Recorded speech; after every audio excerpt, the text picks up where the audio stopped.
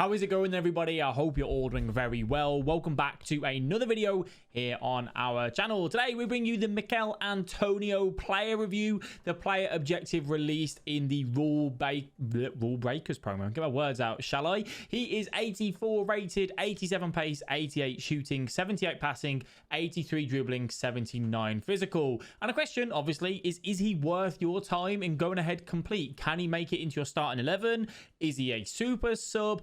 Is he just fodder? That's what we're going to go ahead and answer for you today. If you do enjoy the video, if you like the player reviews, please do leave a like and subscribe to the channel. We have played a load of games with Antonio. You did see the team on screen as well to showcase that we're using him in champs, rivals, all that sort of thing, just to get an idea of how he performs for us. So first of all, where did I play him? You know, what position and what formation? We played him up front, obviously, as a striker. We played him in the 4-3-3 and a 3-5-2. That's where he had. So the 4-3-3, a lone striker, and the 3-5-2 obviously up front with a partner, which I actually think suits him better, if I'm being honest with you.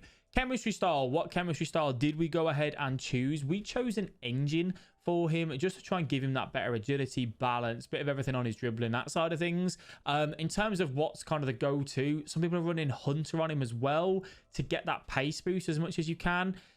I just feel like it's a bit of a letdown purely because I don't feel like he needs any more shooting stats. I feel like you're wasting a little bit on that side of things, which is the reason why we went for the engine more than anything, right? To give him the pace boost, but to give him the dribbling boost and the passing boost as well for us. So that was my choice of chemistry style. You go for what works for you.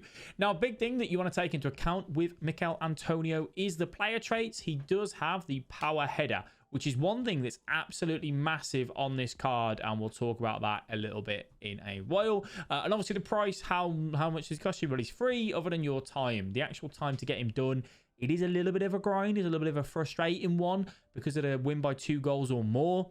Some people have been a bit toxic with leaving on that side of things. So the choice on why I went for the engine chemistry style was obviously to increase that agility and balance, take him to 90 agility, 93 balance, and also to increase that short passing and long passing. Puts him on 86 and 85 long passing, which isn't that bad at all for a striker. He just has 79 long shots. His finishing is phenomenal at 91, positioning 93, 91 shot power, but a big letdown is the 74 composure that he has. Let's talk about his pros and cons. We'll start with his passing. How was his passing with the engine chemistry style? Okay. The little short A passes worked, the little, normal ground passes. The over the top, the L1 triangle, the LBYY, he was very good at doing them. And that's why I think a 2-striker formation suited him, because he can lay off both. He can go in behind and he can look for that run, or he can send it off to his partner up front, which would work quite well for us. Another thing to take into account as well, sorry, which I didn't mention, is his work rates. And his work rates are the high medium, which is perfect for a striker.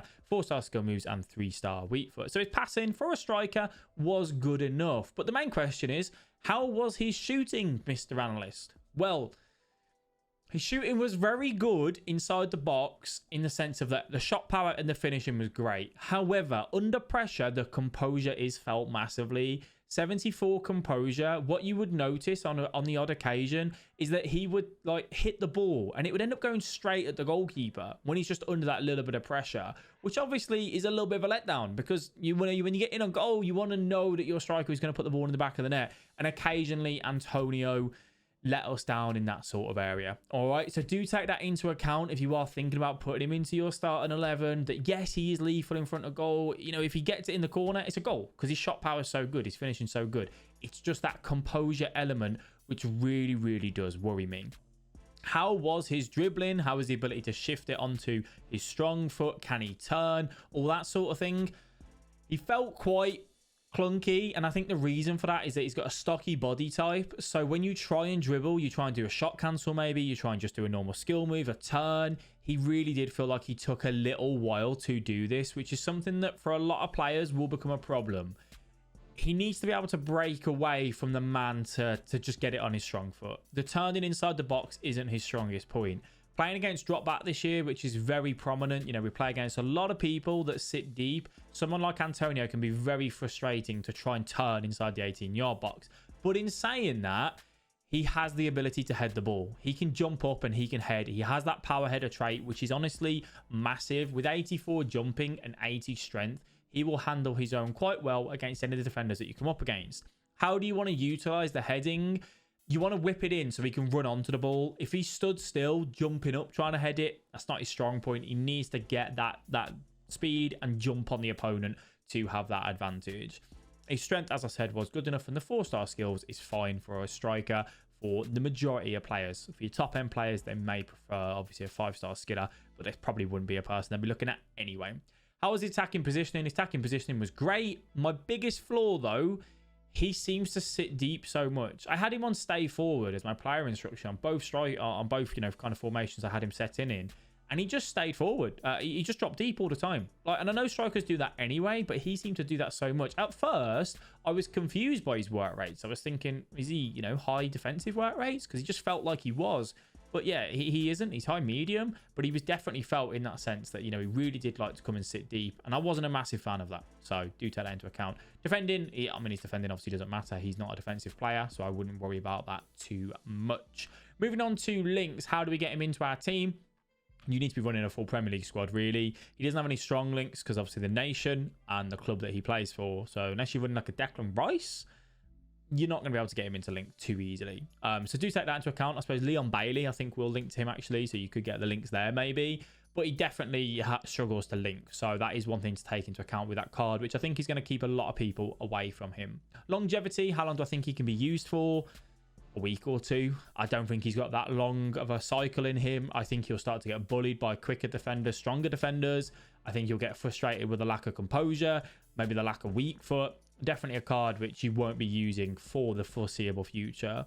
Can he rival other Premier League strikers at the lower price bracket? Yes, definitely. But you would want to work your way to like a Son up front, who's, 250, 300k. That would be a much better option for you. Enjoyment of card. Did I enjoy using him? Not really, because he can't turn. He's not my type of player. If you like to run in a straight line and try and use the strength and just the pace and get in behind, he may be viable for you, again, in that 2-striker formation. Does he have a particular level that he would be used at? Yes.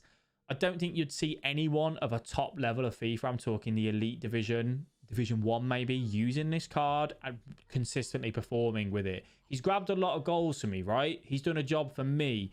For most people, he really probably wouldn't be that great. If you're in the lower levels, though, he will cause a lot of trouble for the lower level defenders. So I do think he has a cap of like Division 1 players and above won't be using him and getting the most out of him. Top level defenders will easily shut him out of a game. But your lower level defenders that pull players out of position, all that sort of thing, you'll be absolutely fine using him. My rating overall, I'd give him a 7 out of 10, to be honest.